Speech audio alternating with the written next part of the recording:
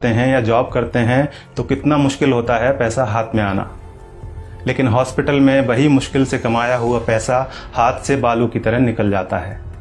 फिर भी हम सभी अस्पताल में जितना पैसा मांगा जाता है खर्च करते हैं। अगर किसी के पास पैसा नहीं होता तो वो उधार लेता है, लेकिन इलाज तो करवाता ही है। अस्पताल में पहले दिन ही सबसे ज़्यादा टेस्ट होते हैं, कुछ सर्जिकल आइटम्स भी खरीदे जाते हैं, इसी दिन सबसे ज़्यादा दवाइयाँ लिखी जाती हैं। हॉस्पिटल में कुछ पैसा एडवांस के तौर पर भी जमा किया जाता है। हमने भी वही सब किया, हमें भी दवाइयाँ लाने के लिए कहा गया। आजकल हर हॉस्पिटल का अपना मेडिकल स्टोर होता है, सो यहाँ भी था।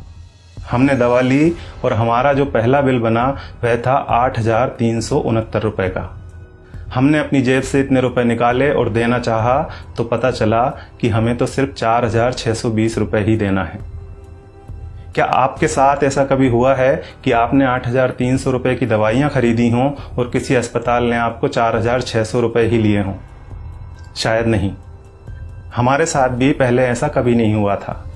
अब यह बिल देखिए, दवाओं की कुल कीमत है 8,369 रुपये, जिसके नीचे लिखा है डिस्काउंट 3,748 रुपये। नेट अमाउंट है 4,600 रुपये, जिसका भुगतान हमें करने के लिए कहा गया। ऐसे हमारे पास और भी कई बिल हैं। हमने 5 दिन एडमिट रहने के दौरान वहां से कई बार दवाइयां खरीदी और हर बिल पर हमें ये छूट मिली। सबसे बड़ी बात यह थी कि ये डिस्काउंट हमें मांगने पर नहीं मिला था, यह बिना मांगे, हमारे बिना आग्रह किए पूरे सम्मान के साथ हमें दिया गया था, क्योंकि ये डिस्काउंट वहां उनके बिलिंग सॉफ्टवेयर में ही फीड कर दिया गया है। और आप यह जानकर हैरान होंगे कि डिस्काउंट का प्रतिशत 2, 4 या 10% नहीं है, यह बहुत ज़्यादा है। कुछ सर्जिकल और इंजेक्टेबल में डिस्काउंट 91% यानी 91% तक है, और जितने भी पेशेंट वहां एडमिट हैं सबको इसका लाभ मिल रहा है। अब आपके मन में सवाल उठ रहा होगा कि ऐसा क्यों? हम भी यही सोच रहे थे कि आखिर ऐसा क्यों। तो हमने डॉक्टर साहब से सीधे पूछ लिया, क्योंकि इसका जवाब तो वही दे सकते थे। फिर उन्होंने हमें बताया कि क्यों उनके अस्पताल में इतना डिस्काउंट दिया जाता है। उन्होंने हमें समझाया कि एमआरपी का खेल क्या होता है। एक उदाहरण के तौर पर उन्होंने बताया कि एक इंजेक्शन 270 रुपये का आता है और उस पर एमआरपी आती है 1,000 रुपये। उन्होंने कहा कि मेरा मन नहीं माना कि मैं 270 रुपये का वह इंजेक्शन अपने पेशेंट को 1,000 रुपये में बेच दूं। मैं डॉक्टर हूं, मुझे अपनी फीस और मेरे हॉस्पिटल की दूसरी सेवाओं का चार्ज मरीज से लेना है। 270 रुपये का इंजेक्शन 1,000 में नहीं बेचना। ये बात तो हुई डॉक्टर संजय कुमार के नैतिक मूल्यों की। अब यहाँ सवाल ये है कि दूसरे ज़्यादातर अस्पतालों के मालिकों ने क्या अपना ज़मीर बेच दिया है? बेबी गैस्ट्रो केयर अस्पताल के डॉक्टर संजय कुमार की तरह ये क्यों नहीं कहते कि हमें भी अपनी सर्विसेज का पैसा ही मरीज से लेना है? वे क्यों नहीं कहते कि 270 रुपये का इंजेक्शन 1,000 में हम नहीं बेचेंगे?